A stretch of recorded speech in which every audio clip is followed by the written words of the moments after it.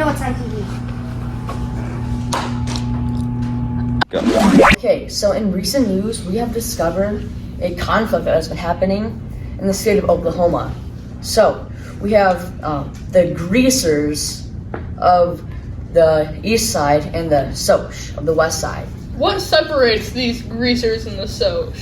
So for the greasers, they live in low-income housing and they don't really have, money to just throw around. But on the Soch, they have all of it. They have the cars, the houses, the money, but they, still look for more. Why do they look for more? Like, what do they look for? I mean, the conflict between them, it mainly evolves around, them having their problems. And they don't know how to solve them, so they take out their anger from those problems and push it on others. And, I've thought of some ways that they could easily just solve it right then and there. They could set their differences aside, just talk about it. It may be hard, but, we've all got to do it at some point. That is true. Like, I also have two people that were involved with this, and they both agree that they should have just set aside their differences. Like, it's amazing that talking to each other and understanding each other is the best way to peace. It's amazing. We have 2 interviews, so stay tuned. In Wintersville, a school class was having a picnic on Jay Mountain when suddenly the abandoned church caught fire, trapping kids inside. The teachers tried to get the children out, but couldn't find a way in when 3 hoods pulled up in a T-bird. 2 of these juvenile delinquents were none other than Johnny Cade and Pony Boy Curtis, who earlier this week had killed Bob Sheldon after a scuffle in the park. These 2 boys got out, and after inquiring about the situation, they broke a window and dove into the flames. The boys then proceeded to throw the children out a first-story window into the frazzled crowd. After the kids were out, these juvenile heroes tried to get out. Pony Boy got out of the church, but was knocked out by their friend, another criminal, Dallas Winston, when he tried to put out a small fire that was growing on Pony Boy's back. Johnny Cade was hit with a falling support beam while trying to escape the flames. Both of these heroes were rushed to the nearest hospital where Johnny Cade was put into emergency care and Pony Boy Curtis came back to consciousness. We tried to press Pony, but he was still frazzled from the fire. We will check in later to give you the report on how Johnny is feeling. See you. Video, family video. It's recording. Okay. And a hush fell over the student audience.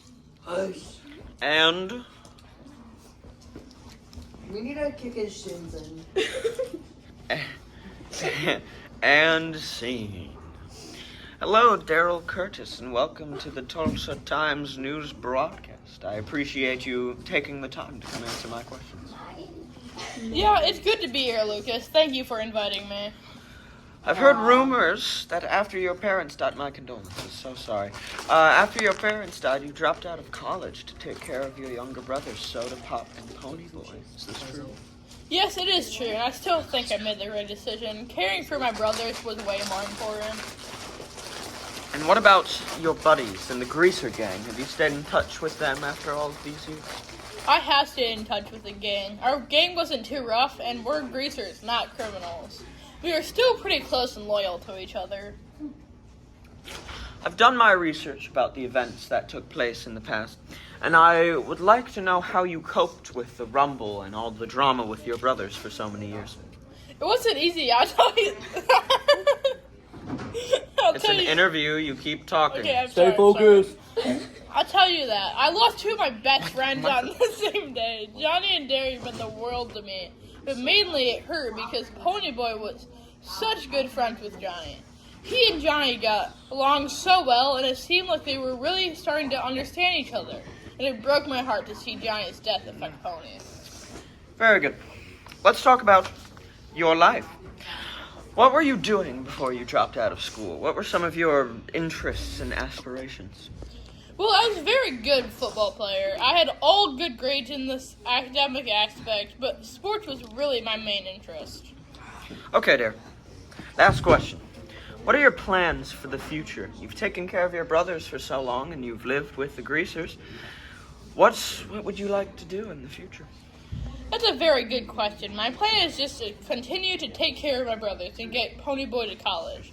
Soda Pop seems content with his life working at the gas station. I'm really proud of him. Pony is so good in school and in track that I think that the kid has real future ahead of him.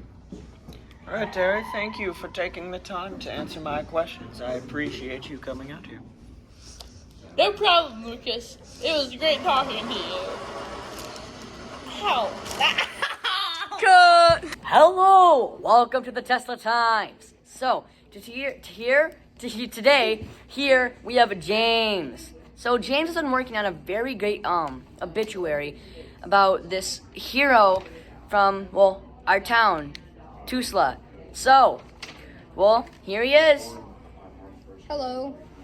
I'm going to talk about how Johnny Cade died and his obituary. On November 27th, 1965, a hometown hero named Johnny Cade passed away at age 16 in a Tulsa hospital.